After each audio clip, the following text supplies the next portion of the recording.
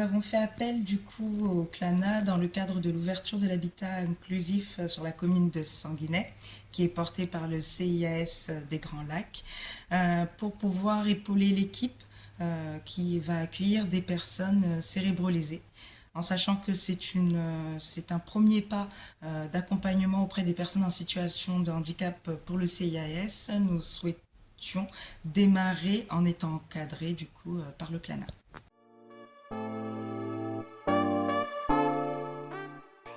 Cette sensibilisation nous a apporté énormément de conseils, d'approches par rapport justement à toutes ces personnes que nous allons accueillir, faire, ne pas faire, être. Et du coup, ça nous permet de moins appréhender cette nouvelle situation autour de l'habitat inclusif.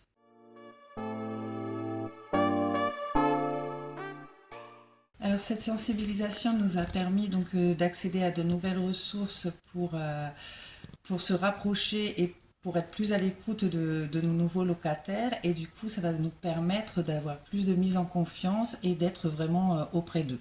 Du coup, un petit mot pour la fin, d'avoir pu avoir cette sensibilisation, ça a permis du coup de rassurer les équipes.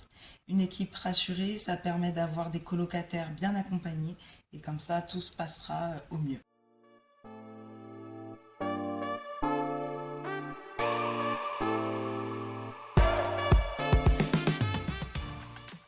En tant qu'infirmière, en fait, ça fait un bon rappel sur ce qu'on a déjà appris.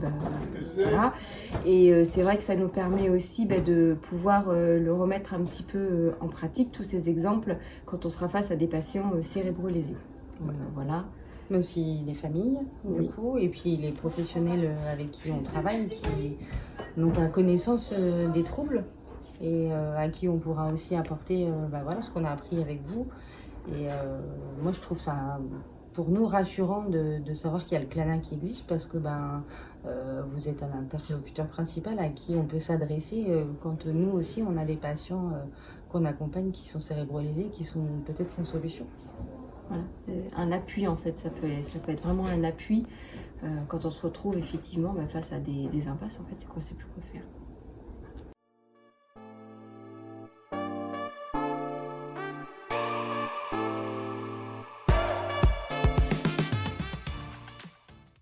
L'unité COLA du CHU de Bordeaux a été créée en 2021 avec pour objectif de pouvoir proposer aux patients présentant une lésion cérébrale acquise des évaluations cognitives et langagières dans les suites précoces de leur lésion cérébrale.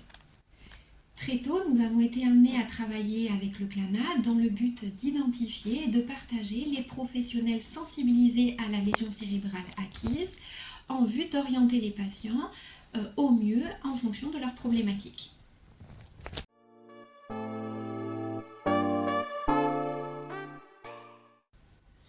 En tant que pôle ressources, le CLANA nous a permis de mettre en évidence les filières existantes et restant à développer. Par exemple, nous avons été sollicités par le CLANA pour recevoir un jeune âgé de 15 ans qui a présenté une commotion cérébrale dans le cadre de sa pratique sportive. Compte tenu de son âge, nous n'étions pas en mesure de pouvoir le recevoir, mais le CLANA nous a permis de dynamiser le développement de la filière post-traumatisme crânien pédiatrique.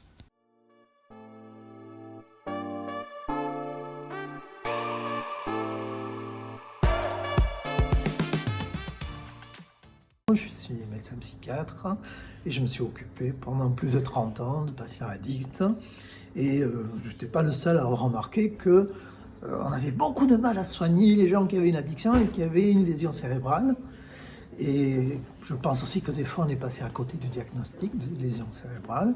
Et puis j'ai rencontré par connaissance, par amitié, des personnes, des professionnels spécialisés dans les soins aux personnes ayant une cérébrolésion acquise. Et en discutant, on s'est aperçu que peut-être on avait quelque chose à faire pour progresser dans ce domaine où aujourd'hui on a beaucoup de mal.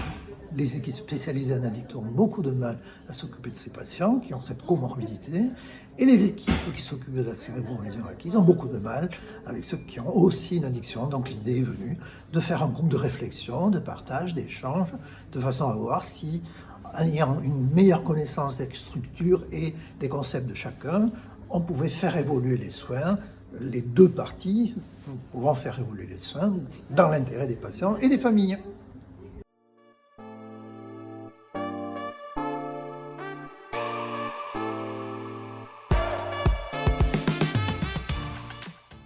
Alors, ça nous a permis de mieux connaître les différents acteurs du territoire et d'avoir ce premier contact qu'il faudra qu'ensuite on développe entre nos deux spécialités. Ça nous a aussi permis de questionner sur notre approche vis-à-vis des cérébralisés et des addictions et de pouvoir échanger sur des difficultés qu'on peut retrouver. Et voilà, se poser des questions et réfléchir par la suite à de possibles solutions. Voilà.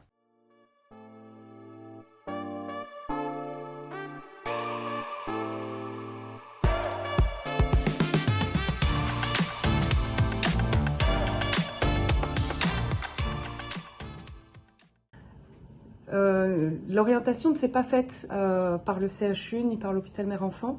Elle s'est faite par connaissance, par personnes que nous connaissons. Il se trouve que nous avons en fait 3 personnes dans notre entourage proche qui sont passées en tant que patients au CLANA. Donc finalement, c'est une institution très connue localement. Et donc, ils nous ont conseillé d'y aller et donc sans regret.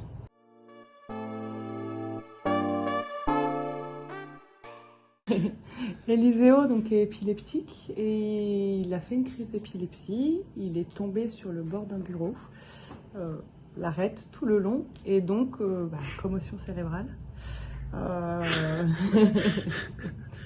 Et donc voilà, on a contacté le CLANA par rapport à cette commotion spécifique et le besoin d'avoir qu'est-ce que c'est, qu'est-ce qu'on fait, où on va et comment on gère ça, tout en prenant en compte on va dire le fond épileptique.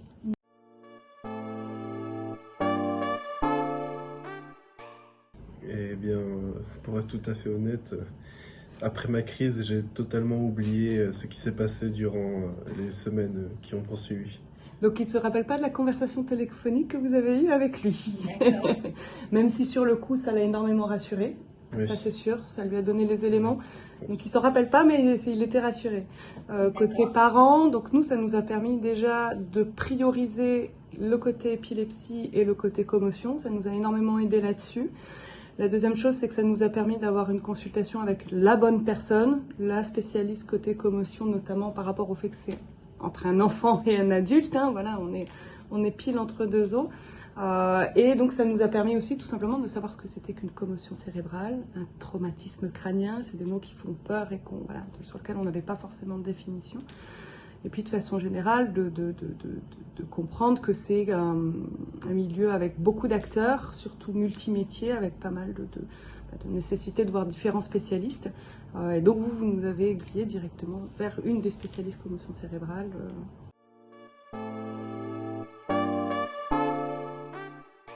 Le premier bénéfice, c'est de savoir que nous ne sommes pas seuls. Ça permet quand même de savoir que c'est pas un cas particulier d'avoir un enfant qui perd la mémoire sur plusieurs semaines.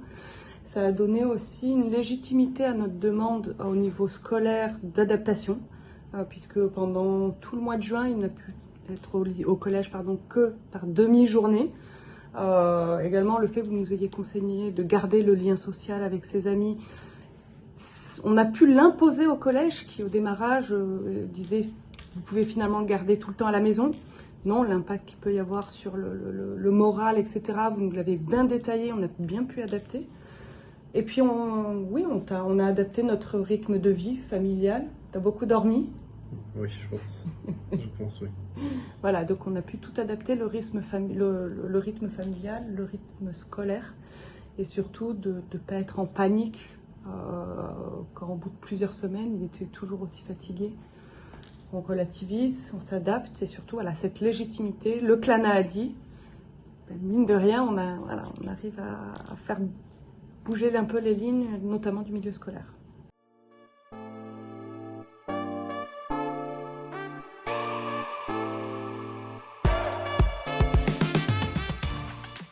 Alors j'ai connu le CLANA par hasard, ça s'est fait en 2 fois. La première fois, c'est parce que je me rendais dans les locaux du CLANA parce que suite à une cavernomatose que j'ai découverte en 2020, je suis en arrêt maladie longue durée. Et il se trouve que, faisant partie de l'éducation nationale, je suis suivie pour une cavernomatose, un problème mécanique en fait, par un psychiatre, puisque la nomenclature, c'est nomenclature pour la tête. Donc je me rends régulièrement chez un psychiatre qui est le médecin conseil sur cette maladie. Et donc dans ces locaux, un jour je suis arrivée en avance et j'ai vu Clana. J'ai pris une première fois contact en me disant que c'était super si quelqu'un pouvait m'accompagner sur cette maladie que je ne connaissais pas. Alors parce que je me suis retrouvée très seule face à ça. J'ai pris une première fois contact et puis quelqu'un m'a rappelé du Clana pour prendre mes renseignements, pour voir si je pouvais rentrer dans le dispositif. Ce à quoi j'ai pas donné vraiment suite parce que entre-temps j'ai refait une hémorragie cérébrale avec opération, etc. J'ai eu du mal à m'en remettre, j'ai été très fatiguée et j'ai laissé passer.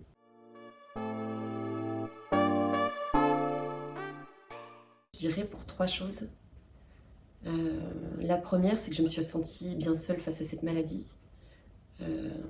J'étais suivie jusqu'à présent, parce que depuis que j'ai commencé avec le Clana, maintenant j'ai aussi rendez-vous avec un neurologue, etc. Mais à l'époque, j'étais uniquement suivie par un neurochirurgien et mon médecin traitant.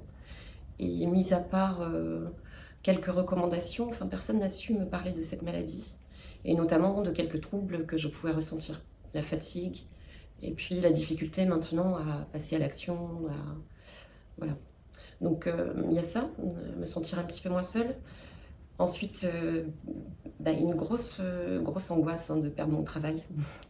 Puisque depuis le début, donc ça fait 3 ans que je fais des demandes de reprise de travail et qui sont refusées par l'éducation nationale, sans même me proposer autre chose ou un reclassement. Et voilà, j'ai réussi à avoir aujourd'hui un appartement qui me plaît, enfin une situation jamais enseignée en plus. Et je me sens un peu en double peine. C'est-à-dire que voilà, on me parle de mise en retraite pour invalidité, alors que j'ai que 45 ans. Effectivement, je suis peut-être plus lente qu'avant, plus fatiguée, mais il me semble que je suis encore en capacité d'enseigner. Ou du moins, peut-être autrement. Moi, je suis prof de lettres classiques, donc il me semble que je pourrais donner cours de latin et grec à des demi-groupes ou rentrer sur des dispositifs justement de demi-groupes. Et je suis jamais entendue. Donc j'attends ça surtout en accompagnement vers le retour à l'emploi.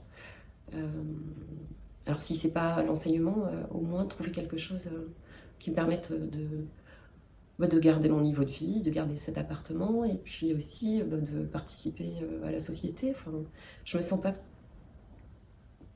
à ce point malade que je doive rester chez moi.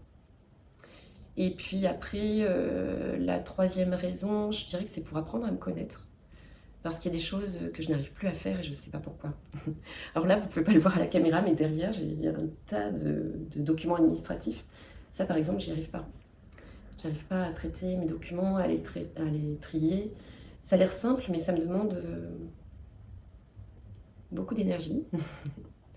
Et en faisant les portes ouvertes à l'URO, ça a déjà été une première approche, puisque la première, on avait fait un jeu et j'ai compris que chez moi, les fonctions exécutives étaient un petit peu endommagées. J'avais jamais entendu ce nom-là. Pour moi, le cerveau, c'était la mémoire de travail, beaucoup lié à ça. Et j'avais pas pensé aux fonctions exécutives. Donc, on m'a déjà donné le conseil de faire du puzzle, donc vous voyez, j'en fais. Et j'essaie effectivement déjà d'appliquer ce qu'on a pu me dire, donc de découper les tâches, et j'avance mieux qu'avant.